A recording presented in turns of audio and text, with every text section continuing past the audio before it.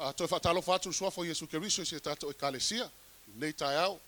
Malol fa malosi malo fo nga lulu e nga luenga le tua tato le mafuta mana yo tato matua fa le nganga. Ya ono tulanga tau fontanga le ekalesia. Ya timisalo ya ole vai aso fo ne la tato toe mafuta ia mai la ua. Ia le tua fatalo fatuai. Ya te utou le nei taiao lunga fo le social media fatalo fatu ila tou fa pena ona mau mai ia le live ne ekalesia fa fero ya te o swafo Yesu Keriso fa manu le tu ela sila mai mala mai mo mai ya mai se fo lau lango mai I tono le nei ekalesia ya le o tatou o mal masina lo na fito tau sanga o na winga le fa so solo to fo ile le nei tau sanga ina mai amene to lima masina nei tau sanga ion tatou fa to fa fo le lua fe lua sumalfa ai tatou anga e tu lua fe lua sumalima amene ile lona fito nei o masina ia wa fa leva fo il fo lang amene o se tamo enga fo I mas fo lang o fa si umi amene ia kako ke lo lava mata to va ai mo me o ka longa feleki a me sia ka longa fo nga e o melfongi ka mo nga ka faso 5 kilomita wa pe ka longa nga fa kusa ia ile ton pa le tua ia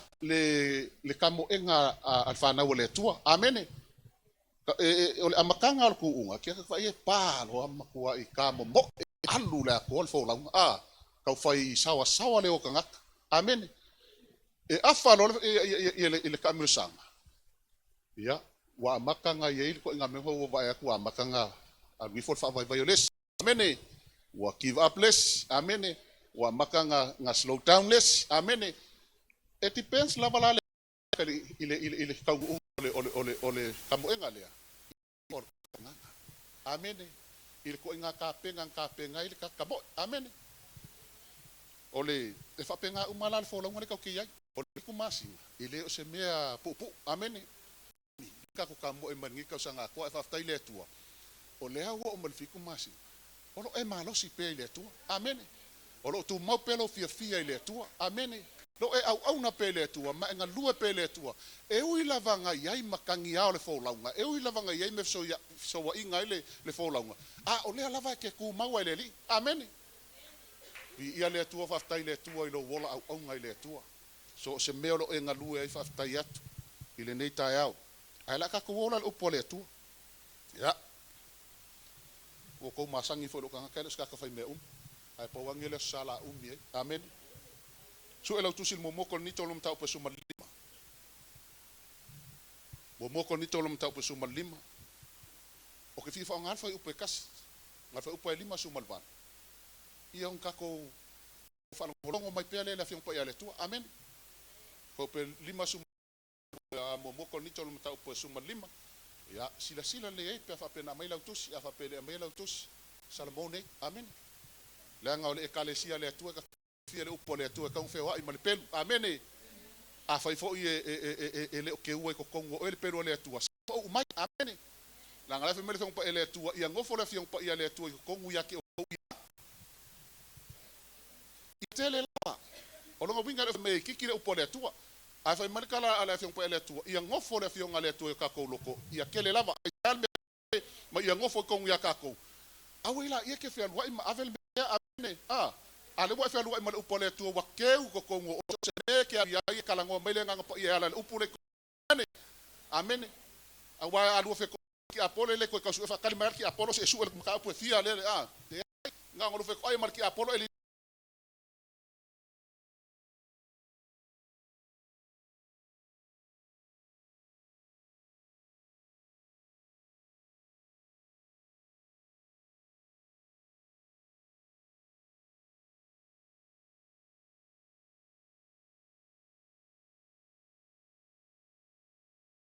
ko tu sin neta au Ole nei, o uso pele, I o tautu mau, ma le whangai tia.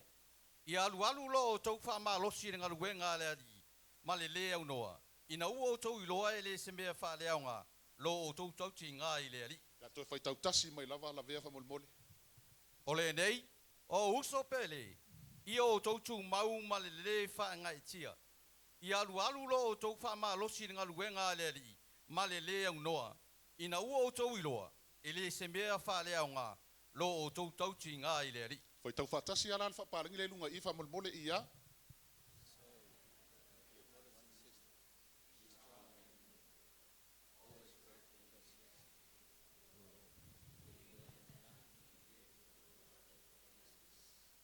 O lo kalangome lan whapalangi. O uso pele, mo to whawhine pele. Amen. O piale misi ngai ko inga nga liunga kuspo inga ko ngai ko whawhinge. I ki o whapea o kou ki ngā maka mai kai ai o whapiko le whionga le atua nga o nga o le kupare ma kou le ai. O le kalango mai i le nga lau kele le upo le atua le whasamole o kuse ngai ko inga o uso pele. La bea i fo i mo o kou le kupa ki ngā maka mai kai. I le upu leo atu sia. Whai mai le isi kuspo i whapalang mai stand firm. Let nothing move you. Amen.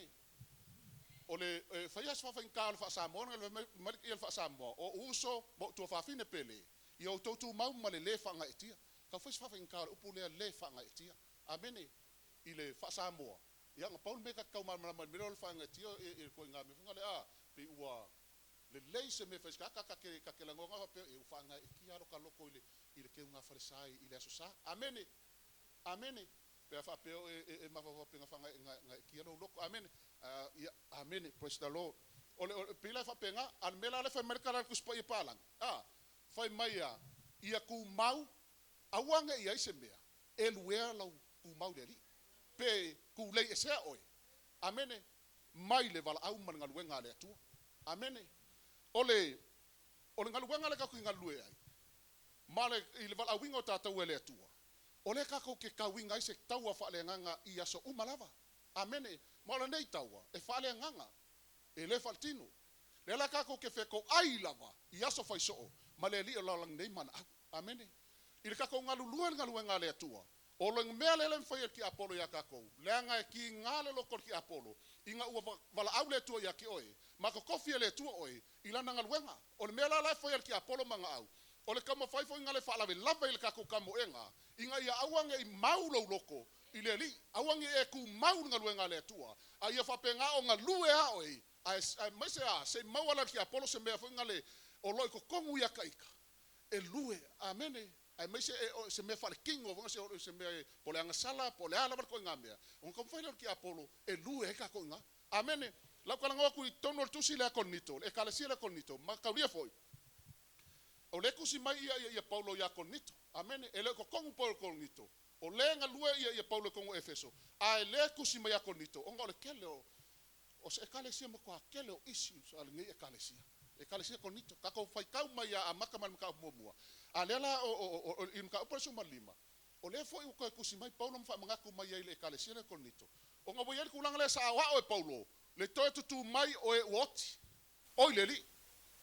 Peikai, o le wa mau e Paulo. O le foi ai ua iaika ngaka konito, ua kali kongu, ringa u whaseinga i la kou. E le ko iai se koe kumai o e oti. Whamele o kala Paulo.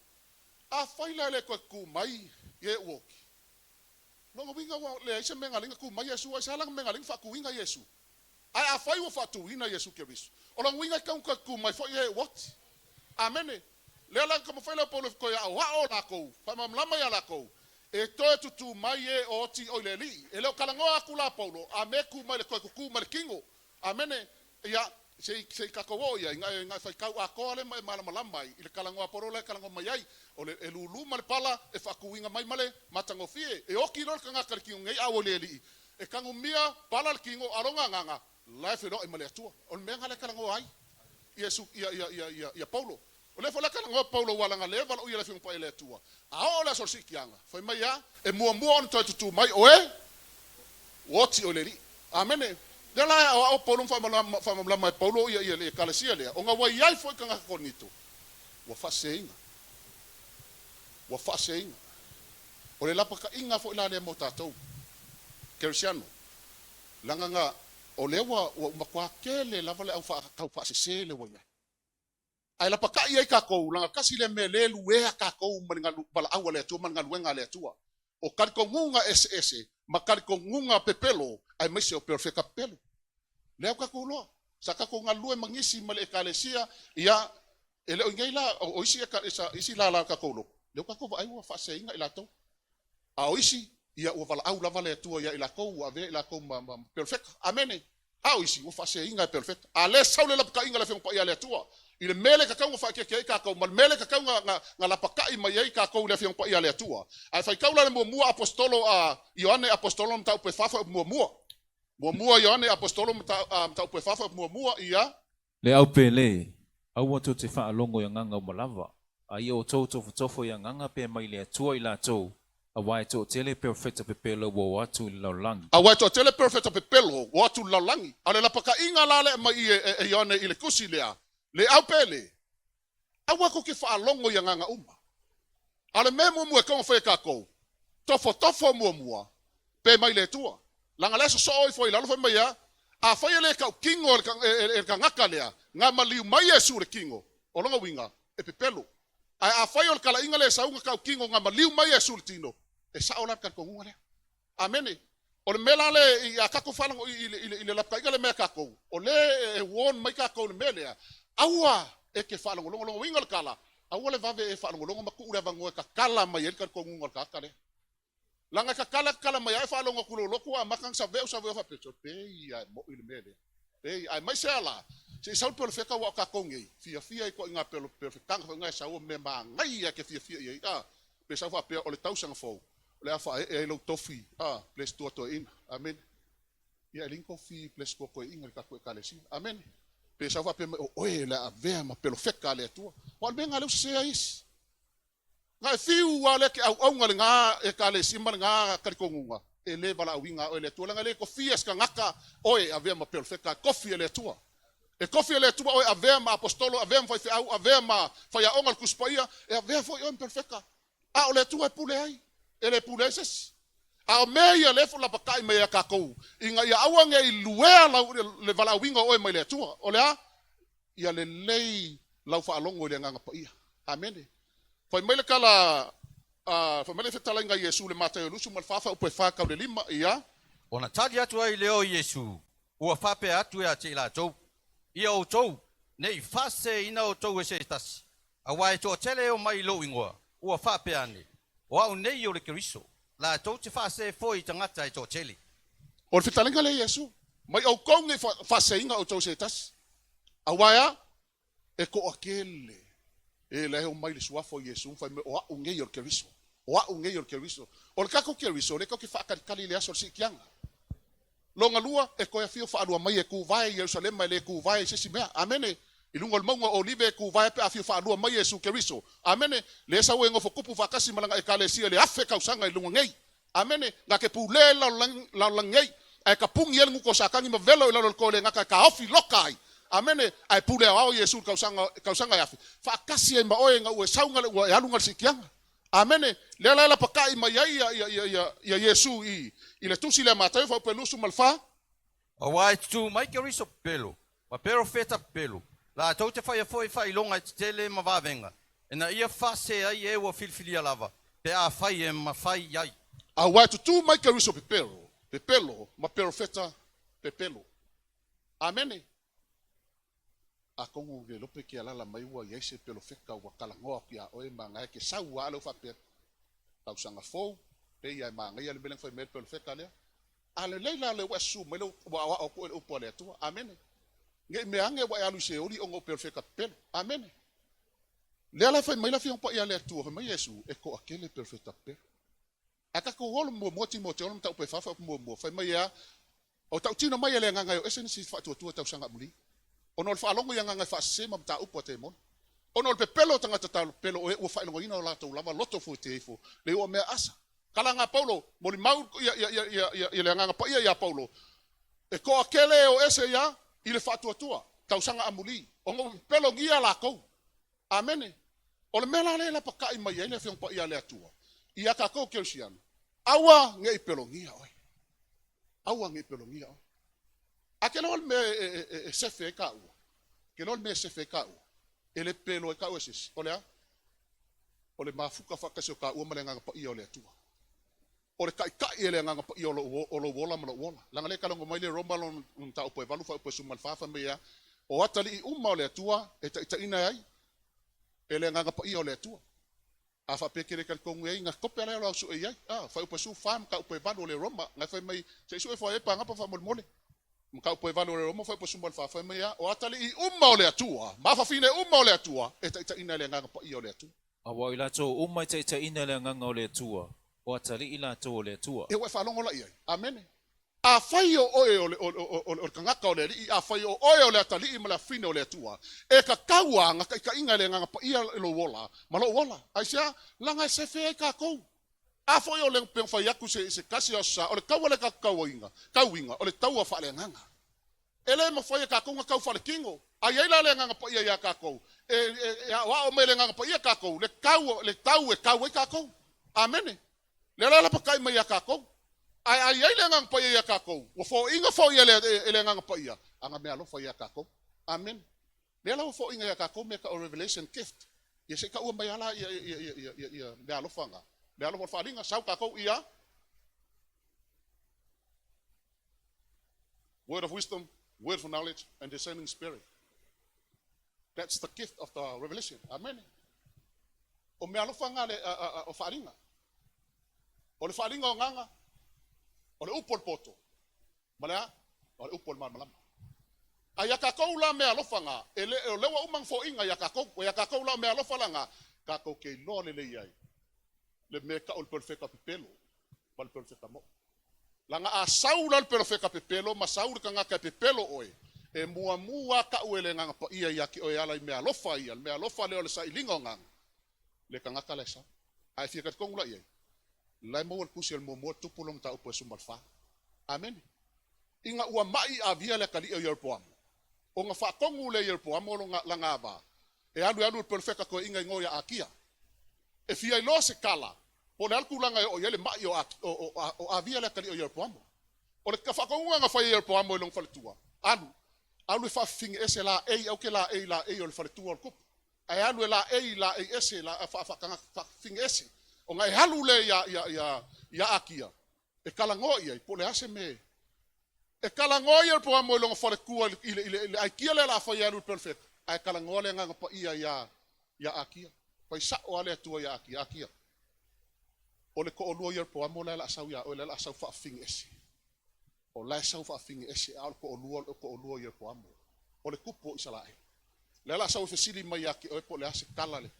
Ia ile banga ka o kwenang pa o mai lo man fare ku o yer poam e pa o mai o akia wa ka waso o le perfecto ko inga wa ka waso le lo se me e pa o mai lo fare ku o yer poam alang ai val au klo yema man perfecta le tu ya mali mai o ele fare tu o yer poam le al me wa fa ka ese mai ai wa fa ka ya ele o saul pe pelo el kangaka o le tua. Ai sea, o lea iai le tua el kangaka o le tua. Amene. O le lapa ka inga le mo kakou. Ai iai le nganga pa ia kakou ele pe pelo o ses.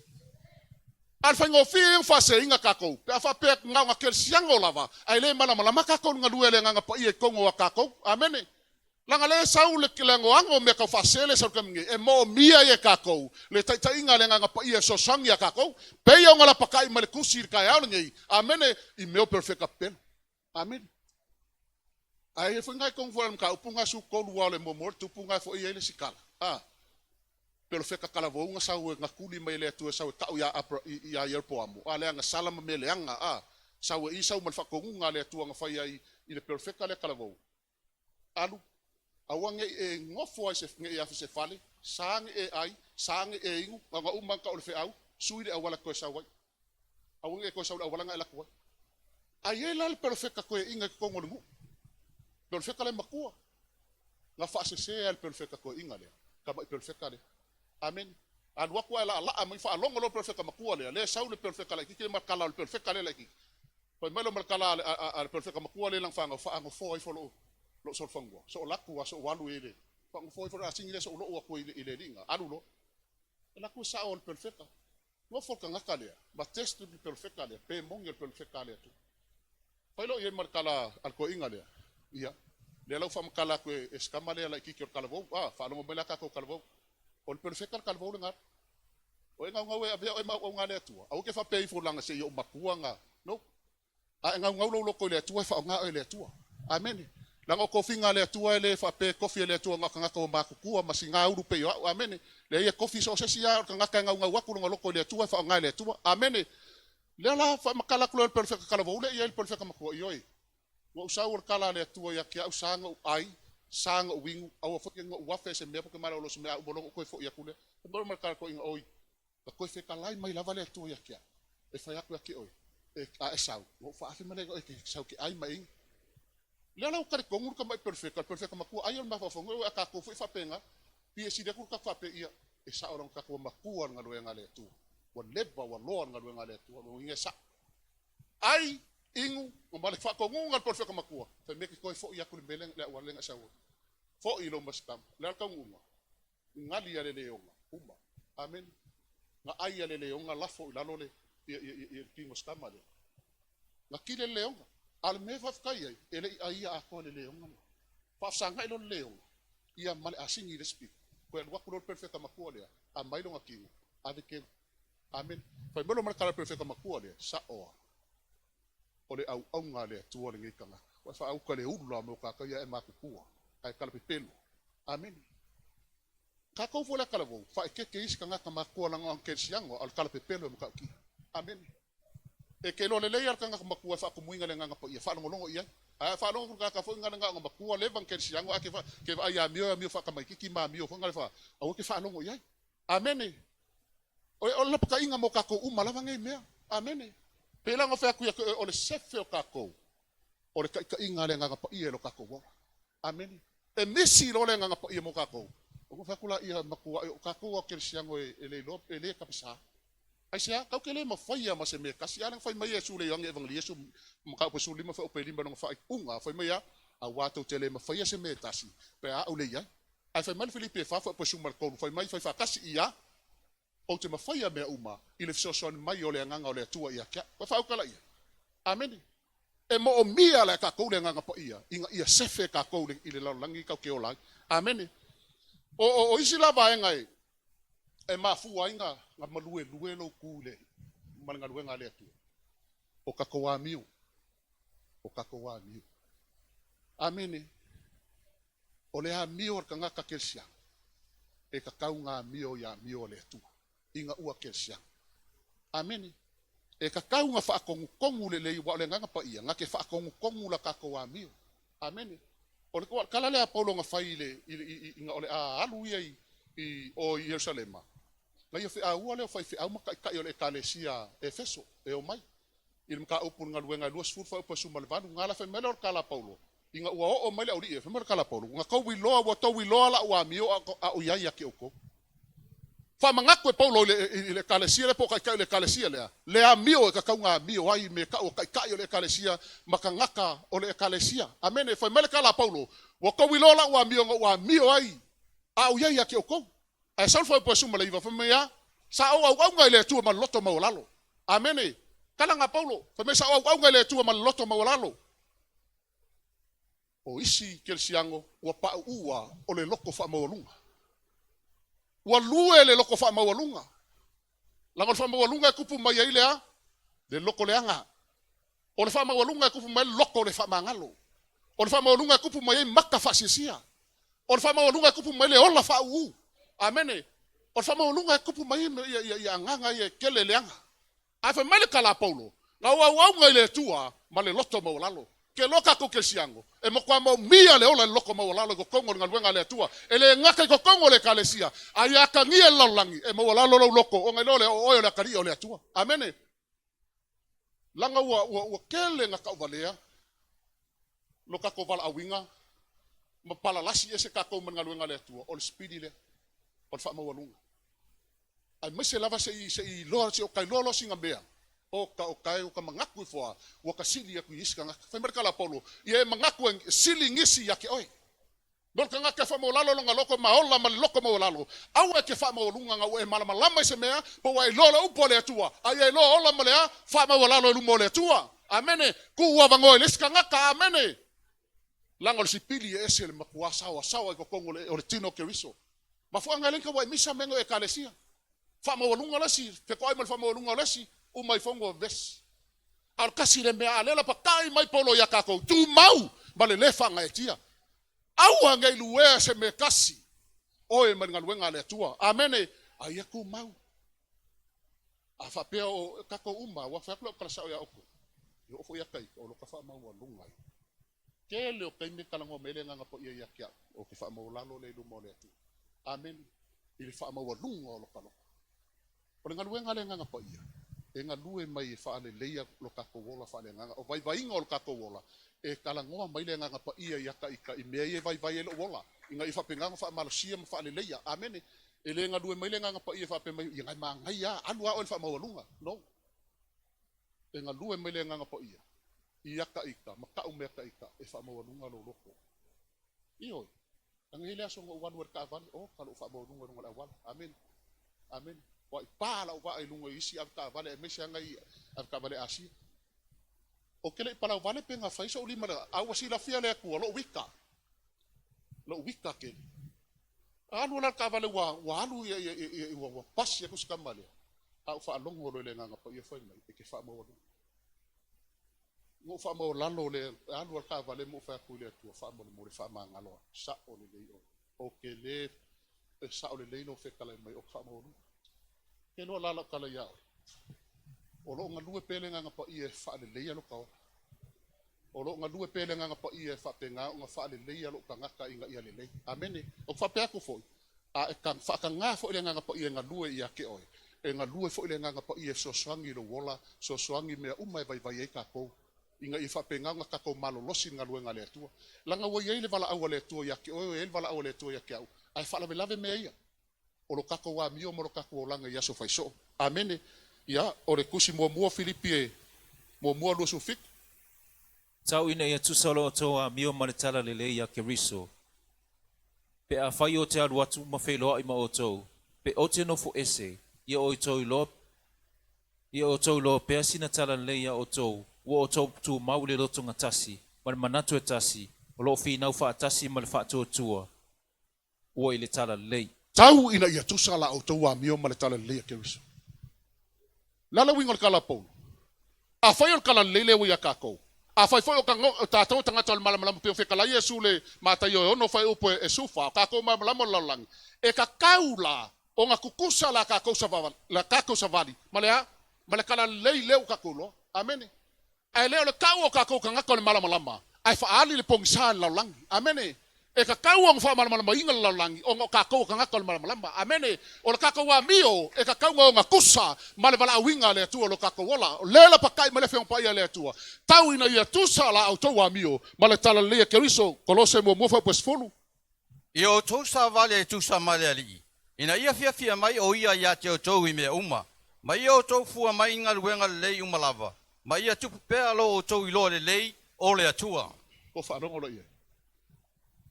Tau ina ia tusa la au tau wa mio ma le tala lea keriso.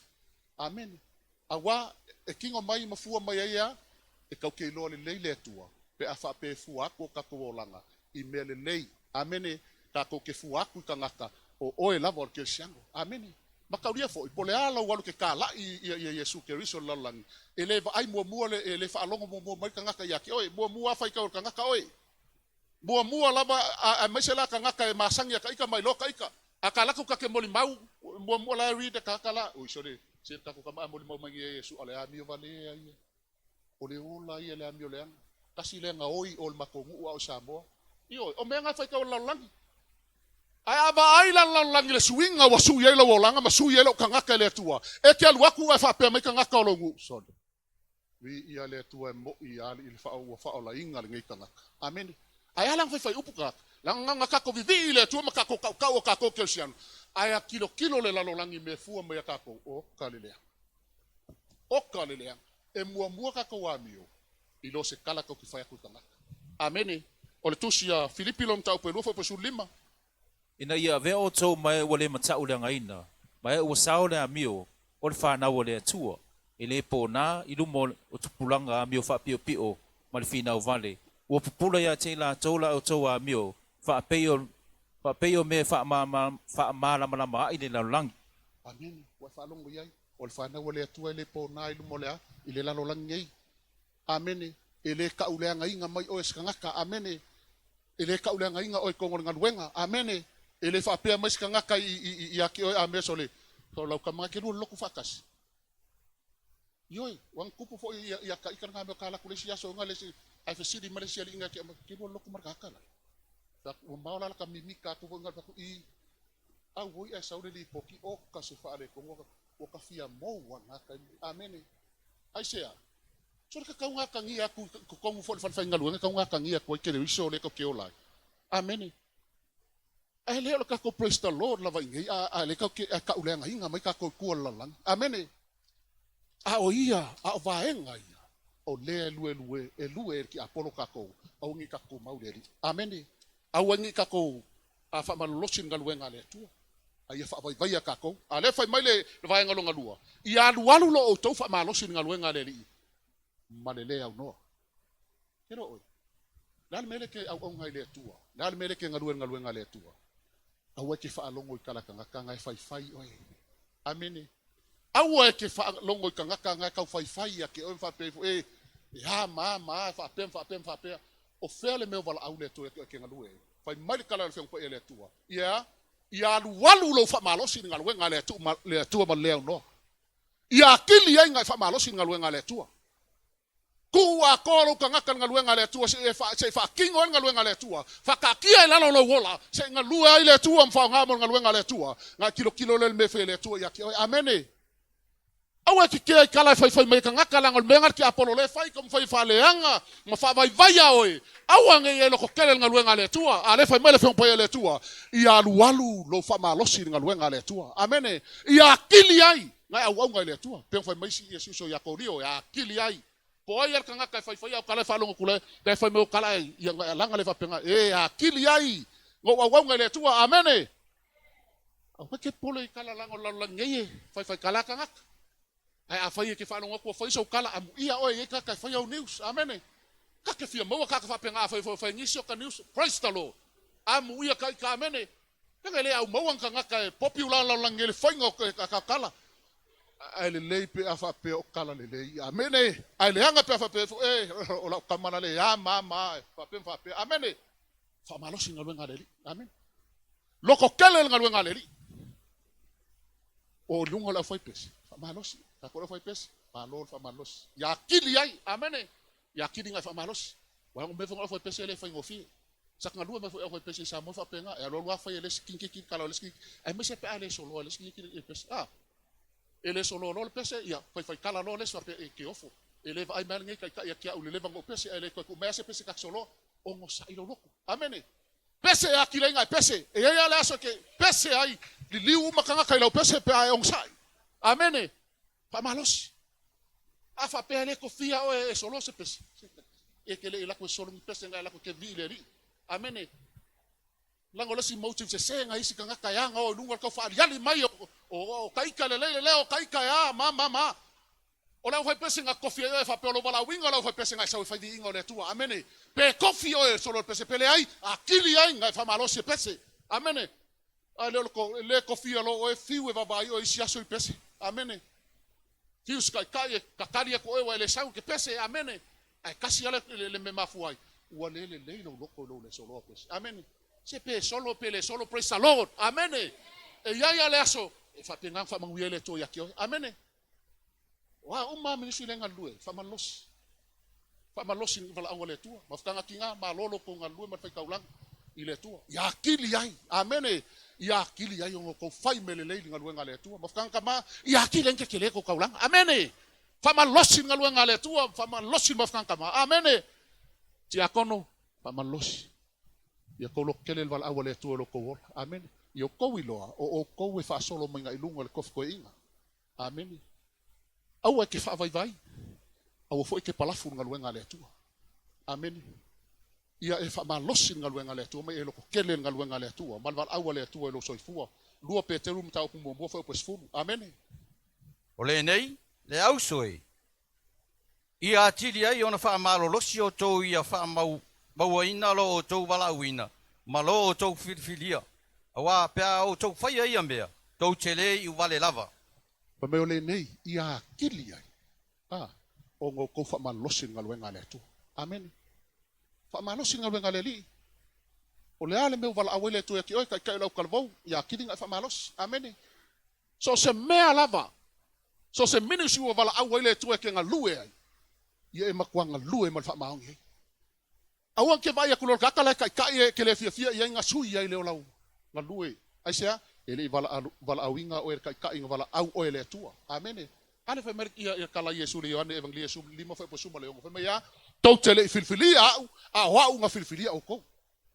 O kakaula nga filfilia le tua. Makangole le tua ku kako I ko finga wala winga kako e fa kakau le mea lofa mala au le tua lo kako wala awa ku winga kula kako nga e fa penga o nga mode kako ko nga kai nga yai a fa per kai e malolo nga leo o kai e malosi nga leo nga ku winga se ka fa vai ele malolo loko amen inga I fa penga nga ku la lol malo kako loko amen I ko nga kai fa penga amen ai akile nga fa malosi amen amen e kele o me fa penga nga luea ka ko nga luenga le tu kom fa vai ka ko val awale tu ake fa yapi aki o alu ikau ma fen ka le o langa le ka ke o lai walu ka ko lo wa ka ko wala se kan sidi ang fen ka o ala lu ikau le ka ko fa sanga I makako nga fa kanga le tu inga I fa penga nga si ki ai oi nga fa kanga le tu inga I fa penga nga e malama lamai I le vala awale tu wala upubongi lava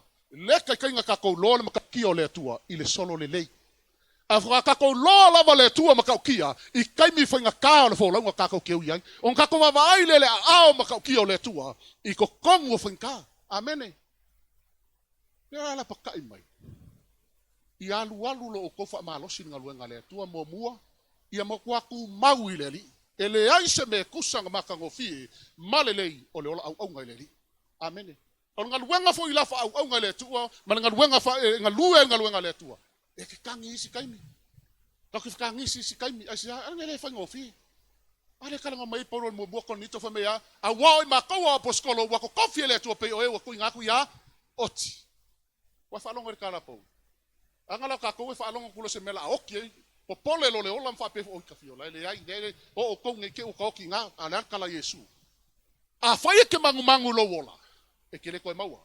Ai a whaia ki wha mau lo wola onga o Yesu Keriso e ke koe maua. Lale wingol kala Yesu. A whai fo inga lo wola e wha kingo nga luenga le tu malwa awa le tua. E ke koe maua le ola e wha mau. Ai a whaila e ke musu ke awa le tua onga ki ngā whain kā leo langa. Nga whai mena kala Yesu e ke le koe maua. Aisia e kofu sa o le afi. E kofu sa o le afi. Nela meile wha malosi ya ki o mal wha malosi ya kia. Ku mau I le tua. Fa malosi il vala awale tua malanga luenga le tua ese umaka ko kofinga ese fo me alofang fo inga le tua ya ka ko ese fo ia ministry gift le ya ka ko amen ai ku kusa malava ele ai se me alofa mo lunga ku se me alofa e kusa aisia e operate ile nga pa ia me alofa amen mele ka ko nga luenga le tua fa malosi o uso pele mo ko fa finge pele fa malolosi nga luenga le tua ele koe mamau se kaimi. Ele koe se kaimi. O le kaimi kakau nga kakofi ngau. O le kaimi kakau nga makua kuku mau. Ile nga luenga le tua. Pai fola ile kala ya sapakuka le masangi ang kako a. Ya sapakuka. Ile mka upe kolu. Fai upe sfulu valu. Sufiku masu valu. Wala awul fai kau bai fa molmoli. Wale wailo kakue kaleskia. Ya safakasi me ya sapakuka. Pele funga mele ulu. O yese ulu ko. Ya bahila ya ile lo le mai ya se la fia le fiu fakaria. Pele funga le maki. Le fua le vinge. E o lava le olive wala se fua.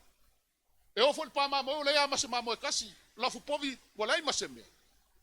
Ai fai mai a kalia asa paku. Ai ori lava lo uloto ileri. Awange avea me kukupu kongo kako ainga. Po wale ai se me ai.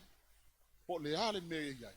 Awang sui ai lo loko ma awai fa mereka la vidiamu launga vidiamu le masanga seka awang e yang sala inga ue fa kaya imulu kaya imalu ika amin lang ois kangaka nga kukupo me fa penga complain no le tu wa gele wa ka langa fo wa ya ku le loko ale wala ise mako me ai ala ile le se lofan kongu le sanga wa ko le ku ai le sanga la son ngai kaya ai le faspovia me le ko faspovi amen alang o kako so le se lunga la vai ai ku lunga lau te langu wa I mai lunga lau o nga presta lo le a la salo le se whawhikai. Anal kala mo mua te Salonia, whamea, io ko whaftai le tua i me uma, a walfina ngalo ngao le tua, amene. Pe melelei, pele melelei, praise the Lord. Ai sea, a e ngalue whapengam, au whapengai le tua. E kukusa ia ki oe aso lolo wa maso, e file mu. Takule aki oe arka ngaka, koa ngalue ngale le tua. Amen. Tang lela pakta iai polo ya Timoteo lom ta upule lua Timoteo lom ta upe fa. Along fai upe lua whamea, Timoteo. I e wha malosi aso e kaunga le muai. Ma aso e le taunga le muai. Wa whanonga kala polo nga abe unga karifa nga Timoteo. O aso e kaunga le muai. Wha malosi. O aso fo i e so wa ele fo launga. Mamakangi a ele fo launga. Wha malosi pea. Au alava ke wha vai vai. Le fo le kalangoa mai a kako. Le hallelujah worship center. A inga malava. Wha malosi i aso whainka. Maso le lei. Ai sea. E le o kea ese le atua makako. Le kalangoa mai le ile tusia e peulo mka pasu kolfa upe lima. Whai mai a. O te le tu ua oe. O te le tu la wha i atua. Wai whalongo ia. A o iei se fo se mana o ngai lo loto. Ala fai mai kala ia me kolfa upe kolu fai whakasi ia.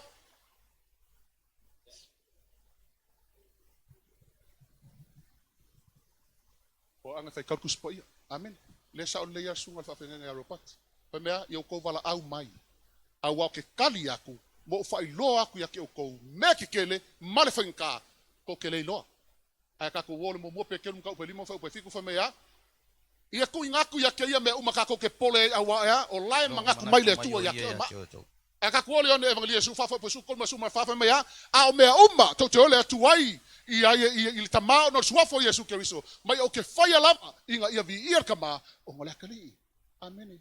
Ana mele kala ngo malere mi mo fo po suma lua. Pa mele kala le tua. Awa o te mataala ina ia whaia la upu. Isa ia lima fo po suma kasi ele foi fuara upu. Mai lo fonga se e fatau nul mea. O ke a winga ku ai e manuia foi. Amen. O foi mele ola ngo mele lusu kol fo po suma le iva sau ia. Ele stangata le tua e tal pepelo ai. O le tali o tangata e salamo ai. A ua feka lai, nga ke le whaia e. A ua feta lai, nga te le whatau uina e. Wa whalongo lai e. Wa lewa nga le whangpa ia le tua, le kalangoa me le tua i a kako i me a kako popole wala au aku. Ai kau ke le o loa. Too much Facebook. Amen. Wa too much ke le whai o Facebook. Le aise whai kau ngar kuspa ia. Amen. Mafu anga nga le pong sai. Kako ua orang ngar kasi le mele o saungi e luea kako. Amen.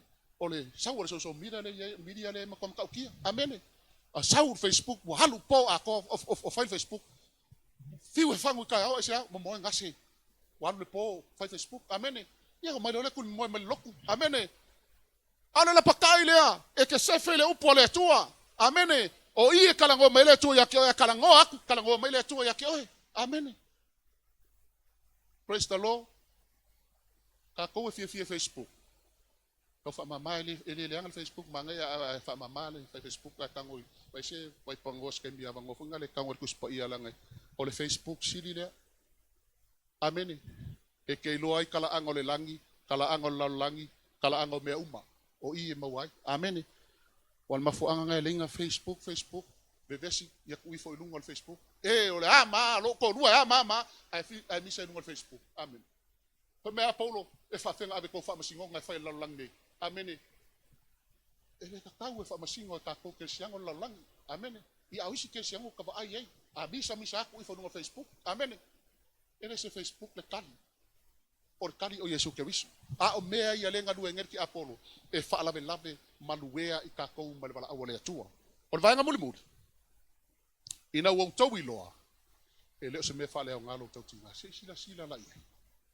Ke loso se ngaluenga ke faia maso se meo e faia ngaluenga le tua e kawi uma. Amen. E kawi uma. O le ale mele ke faia. O le ke unga o falsa ngai fa kai mo la o ke falsa. Le aso sa, ma le aso sa, fa kai akul mafkanga kinga mo ka penganga ka ko falsa. A o le ala va le mele ke ngalue. Fa kai mo ngai uso lo faia le media ka ko o lo anwa ko le lai. So se mea lava le ka ko ke o ngai le tua. Ale fa mangingo mai Paulo il fa unga mai ele o se mea fa le nga lo tau tinga nga luenga le tu. Amen. E kawi uma. O la ko ele mixa lo fucking inga le sound le sam le sa e kau ele tua lo kau kinga o le ale mele ke foi ngaluenga le tua lo va ve usu mai va ve ao el fai le me po le mele ke sa we fai ko ngaluenga le tua ele o ela la val sila le tua amen e ho foi ka ko sa group life fai e sila mangingo ia le tua ka ngaka lai fa maongi mar ka ngaka lai maka TV le sa group amen e lo le tua me sia e me ka kia fu lava ka ko sil fanga le tua ai foi marku sia isa fast food foi pelu suma lua ki le tua fa ka dio la lang le a mele ko kongo la lang sila le tua me pense on ka ko lo lenga nei ma se me lafi ai ka ko lumo le tua amen o fa ko le ngi ka ya le foi marka la le fing po le tua e le se me fa le nga lo tau tinga i le ngalwenga le tua e kawi uma le tua me uma le ko ki tau tinga ele ngaka le mo lo pale le malo langi o ila o le reward muri le o fa pala inga o kako amen ya su e fola tu sil mo pe tau pe lima fo pe fa sawiang ngai uso lang le was skip ya ku ye si kako ku silang oi wa ba ko fa so nga mo mais mo pe tau lo tau pe lima fo pe fa E afaria mai foi le ona le leo ma mo sidi. E mau e o tau le pale pula. Ele mai lava. Pe afaali mai foi le leo ma mo sidi. E mau e o tau le pale pula. Ke lola oi. Po le au lo makai madingi ngaluenga le tua ngolo ki ngal ka painga ngaluenga le tua. O le sapo o mai le tua o lo maka. Masila ia le tua. I loko kinga. O lo wafu li lingi i le wala aua le atua. Le fai mai fiang pa ia le atua. Pe a fa alia mai fo i le leo ma mo se sidi. E maue o kou le pari. Amen. Fa malolosi ngaluenga le atua.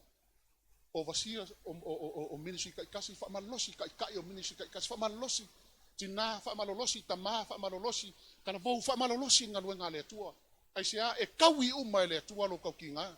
O le a fo i le mele ke fai au kakalo fa fe kai mo au kakalo fa malolosi ya kini ko fa malolosi i le ngaluenga malval au le tua sia ele vale lo kokawi ele vale lo kokawi fa mai le Revelation 3 verse 11 fa mai a fauta o te vave al watu ia fai kau lovea fauta o te vave al watu ye tau fi mau le mea wa ya te oi ne ia vea e se tasi lo pale le mai la paka inga Yesu i fauta o te vave al watu ia makala i le mea ngai ake oe nge i fao e se kasi lo pale amen wa ai lo pale i fao e se si wa ai lo kau ki ngā ma ki ngā inga la ua ka penga le atua lo pale ai kei wa i faa vai ha ongo se mea wa ki ngā ma se mea ua ka mawhai ki apole kule e se oe wa ele maua lo pale ai sau e liska ka fao lo pale le la paka i mai makala le menga o ake oe o mea ki ngā o se mea silsile nga maa ngai ka ko ke malolosi ai ngaluenga le atua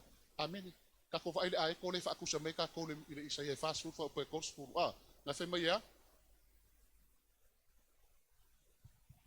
malo praise the Lord fe mai ya o e fa tali le ri e fa fo wina lo lato malos e si ia apa au e pe yo ai fe mai si ia apa au pe yo ai ke lo mo le ai e fie makang ai se a fo makange ma walunga le ai o makange kule ia le ai ko amen ai fa kusa ia ka ko e si ia apa au pe yo ai ko ke lo la oi o fainga ka maki nga o le fo launga le ka ko ke ai e si ki ai ka ko wilunga ma walunga i lau lele amen a o langa ele ma walunga i fo a mai ka mai mengi ia fa fi ka udi lau ba amen ai mafua ngalo fia ka ko ma solo muri ka ko man ngaluenga le tu mal wala au le tu o nga ka ko ke le amen o ke fia ko polo amen ai e kilo le fiang pa ia le tu ma va ai ngaluenga le tu ma fa malos i le ngaluenga le tu le la fa pupu o le la mo ngi le umi ala fa pupu o mo mai amen lua Timoteo mtau pe fa pe lima a oi ye fa tu me o malava ye e on sa i me tinga ai ye e fai ngaluenga le for tala le ye e matua fa wina la faiva oi mai Paulo oi tina tama uso tu fafini oi ye e fa utau tai me umalava ye ono sai me tinga ai ia e faia le ngaluenga le fola tala lei ia e matua fai wina lo faiva. Kele yo o kangaka wa le iu nga luenga. Wa le iu fa kingonga o longa vala awinga ai sea wa solo muli o nga o me whaingkao le o langa ma me whaingkao le whaulanga ma me ki ngā le whaulanga. Wa ki ia le vala au. Wa koe fo'i e se ai ma le vala au le atua o nga o mea whalawe lave le o langa. Ma me ki ngā. A lela le pakai mai ai i le apostolo ia tātou. Ia e whai winga lo whaiva. Amene. Ia kako kau nguu ma le ola e whaavau o whapengao kau singi o ma iai le au kerisiano. Amene. Ma whai ua kulel whai upoiongo e kau le vanu. A wawau, o whaamalingi ina nei lo toto. Wa lata ona po te aluai. Wa o tau le tau lei. Wa i uia te au le tau sinionga. Wa o ta ofi le upo le whaatua tua. O le nei, ia te wina mo au le pale o le ami o tonu. E fo ina mai ia te au le asu. Le lavaso e le li. E whaamasinona tonu. E le ngata fo ia te au inato umalava o e fia i lona whaari mai. O mai Paulo, inga ole a whai winga langa luenga, langa misionga. Wa o tau le tau le lei. Wa i uia te au tau sinionga. Wa te wina mo au le pale o le ami o tonu. O ki whapea kau fo ngi kai au. Ia whapea lau kau kingonga inga ua whai wiu fo i lau fo langa whai wiu lau le misionga avako le tua ia ki oe. Wa o tau le tau le lei. Wa i uia te au le tau sinionga. Ua te wina mo au le pale langa le kala Paulo. E le ngaka ia ki au. Au i lato uma e fia i lona whaari mai. Amene. Aua nge ingau lo ngā luenga le atua. O ngā ua e solo muli. Amene. So se mea lava kako ke iai. Po o alu i kau o leo langa. Po a whainga kau leo langa. O lo o iai le atua iaki oi. Ngā ke leku la fo inga oi. Ngā ke leku ua oi. E sapasapaya e ia oi o ngā hawa lofa. Amene. Ale kalanga o Yesu le yone evangelies fulu. Whai mai a. O ila ko umala vanga mai le kamaya kia au oloa. Olo ka fie le ulima. E le ai masese e whainga whaoa oi. Ai le lima o le atua. Amene. Lo e malu le au tamatau o le atua. E leila se me whaivai oi le se mea whainga kao leo langa ngei. E mawhai o ngā ia whako ilalo oi. Au vala au le atua yaki oi. E le ai masese ngako e vesel vala au le atua yaki oi. E le ko e vesel le tua langa vala au yaki oi.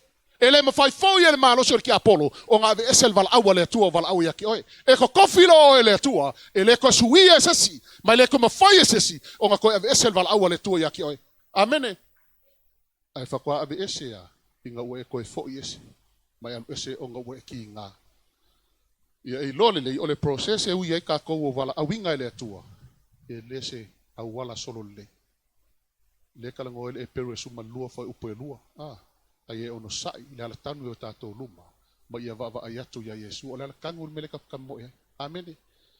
Ai fai mai fo i le Roma e vanu. Fai upo e sfulu vanu. E le ma fai onga whaakusainga. Le ki ngai ngai pore ka ko ke ki ngai.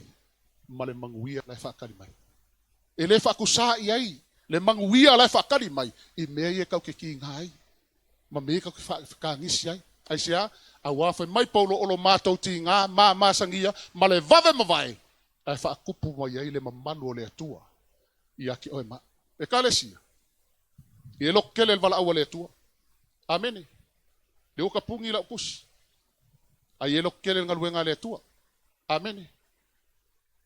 Awange i ka fiofil ki Apollo lo loko i awange e la ngonga le upo le atua wakur kaya nge. Ai e la ngonga le upa malosi o me le atua mo oe moa. Whamalosi ngā luenga le tua. Ma e loko kele ngā luenga le tua, a ngai mele au fai pese, ia e la ngona ina le tua ngā iaki oi. Amene. Iaki oi le ngā pa ia o le tua, o le kali leo mea uma. Fai mai le kala Paulo i le kusi ngā luenga, luas fulfa upa nusu malfa. O ke le toi mana tua se tasi mea. O lo ua la fo i o te le nau iai. Se iau wha umalo mo e male oli. A tō male whaiva o maua mai le li o Yesu Keriso o te tāla i atua i le tala lei. O le kala Paulo, po uhalava me ki ngā, il whai panusu malkoro ngā luenga luasfulu, whai mai ua moli tino mai e le ngā paia, o lo whakari mai ia puapua ngā, ma ki ngā ia kia Yerusalema, ai whai mai kala Paulo le whai panusu malfa, o ke le mankua ngā mea. Kasi lava le mea leo ke ngau iai. Se wha umalo moe male oli, a toa male whaiva o maua mai a Yesu Keriso, o ke ka lai a kuaile kala leia le tua. Ia whape ngau ka loko. Po le alawan me whai mai le nganga pa ia o la e lela e alu o lo whakali mai ai. Ngongoanga mapupuanga ia ke oe. Ia e mau le loko ngai loko i Paulo. Ma ia Paulo o ke le mga kuanga mea. Ele ai se fainga o ki ngam whinka ia ke oe sea. Kasi le mea leo ki kuni maka ia. O le wala awa le atua le wola. Se ia wha kaungu ma le oli oli. Pauanga. A e oki o le wala awa le atua. Ma e oki o le whakongu inga whina ngalo le atua. Oka se fia fia o le atua. Oka fia fia o le atua. Whamalosi ngalu ngale li. Tula ima ni tai au. Au fai pese. Whamalosi ngalu ngale li. Yo kou loko kele le wala awa le atua. Minisui umalava. Ka kou umalava konga ngalu ngale atua. Yo kou whamalosi. Malo tele. Whamnuia le atua tato e kalesia. Suafo Yesu. Amen. Famalolosi, taue taualele, olo o soifuale, atua e au mai tatou. Tau vi mauile fa'atua tua savali bea, le toi mama, oh yeah.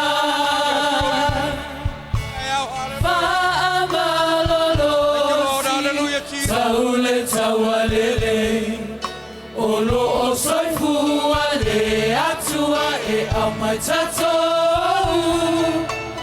Tau vi mauile fa'atua tua samari pea, le toi mama, oh yeah. Nalulue, naluo.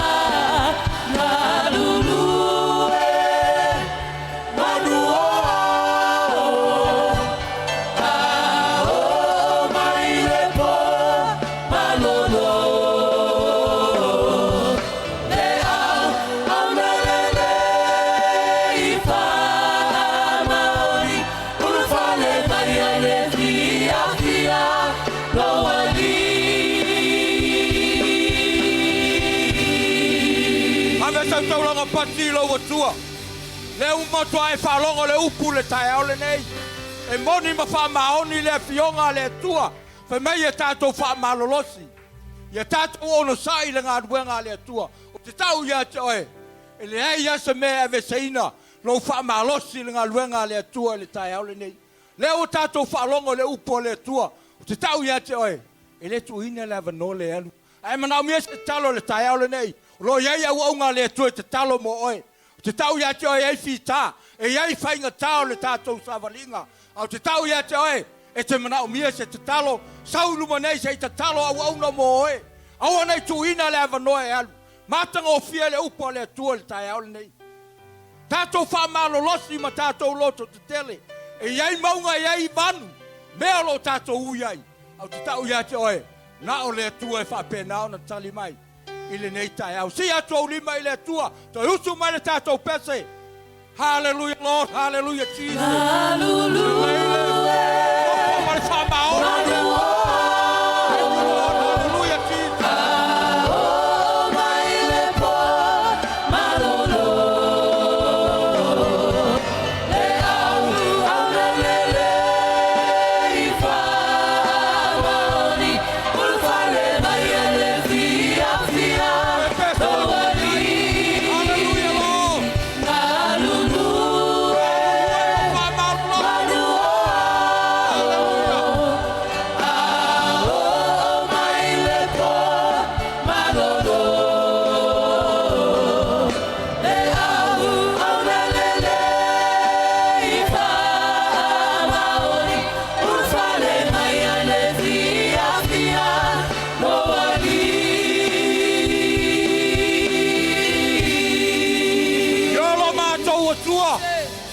mātou whālongo I la upu le tai au le nei. E moni ma whamaoni e wa fionga tamā. Ma yo aile e whālongo ma whai, e whāpenaona e au ma e whātasi. Whāwhetai la wawauna. Na wala ma yei lo fina ngalo le nei tai au lo mātou tamā. Vi ia lo wanga le lei. Vi ia lo whamaoni lo mātou atua. Mātou ta talo lo mātou tamā. Whamanuia I lau whanau. Whamanuia I lau e kālesia. E meisa I la tō whalongolongo mai. I lunga o whisota inga whātele vavave. I anga le lei oe lo mātou tamā. Whamanuia le nei tai au. Oi whai seisi na saumani o na mana onga tamā. Mātou ta talo whai whātasi. I e pai ai le mana o lo wanganga paia. Whamanuia I lau whanau. Whamanuia I lau auauna na wala mai ai lo whina ta mātou ta talo ta mā whamanuia o mātou mātua whale anganga. Whamole au iei sa molo mātou atua. Maise si o mātou ta mā apostolo. Sungai whawhenga inga mo lātou whale tua. Sine pasta o lo lātou iei lo mātou ta mā. Maise e pa ia ma le loloa. E whai wino le whono lo mātou atua. Mātou ta talo I le nei tai au. Iei whamanuia lo mātou ta mā. Whamanuia le nei tai au lo mātou. Ie whaftai la upu. Me umata mai e fo I le vi inga I la wafio. Hila sila la wafio yo mātou loto. Mātou la ngona ina le moni o le fe au lo mātou tamā. E mātou wha malo losi. E mātou loto te tele lo mātou tamā. E maunga. E ifo vanu le fo launga. E tele fi tā ma whatngatā. A le mātou te talo. Wa na o la wafio e te pai mai. Ma e anga le lei lo mātou. Tua whamanuia le nei tai au. Whaftai la upu. Whaftai le nei tai au lo mātou tamā. Mātou te toi whape atu, whafoi le vi inga I atu. You deserve all the glory. Hallelujah, Lord. Pese a tuai ma tia tuai. Sisi oli Maria te oe Whamanu ia te oe Whaitaua Maria te oe Loa tua Ele aiste tu sama oe Ele aiste tu sama oe Ia via oe Ia no lelei Si o lima. Hallelujah. Sisi oli Maria te oe Whamanu ia te oe Whaitaua Maria te oe Loa tua Ele aiste tu sama oe Ele aiste tu sama oe Ia via oe Ia no lelei Yo mātou atua. Ia vi ia la wapio e whababau. Ia vi ia lo lelei. Ia vi ia lo mātango fie. Ia vi ia la wapio e whababau le nei aso. Whawhetai tele lo mātou atua I lo ngalue mai. Whawhetai lo pai mai. Whawhetai lo whesoso ani mai. O manu ia I tamā me mātou te whaia. Vi ia lo wanga lelei. Vi ia lo whamaoni le nei tai au. Le mātou ta ape anga I ainga. Le mātou te talo sau wina ta vale le mana o lo toto. Me uma mātou te uiai, me uma mātou te whaia, o fo le afiafi mātou to yanga mai, I le sauninga le afiafi anga le lei o e lo mātou ta mau. Me uma mātou te whaia, ia maua lunga lo inga lo suafo mātou wole wala awa tuai. Amen.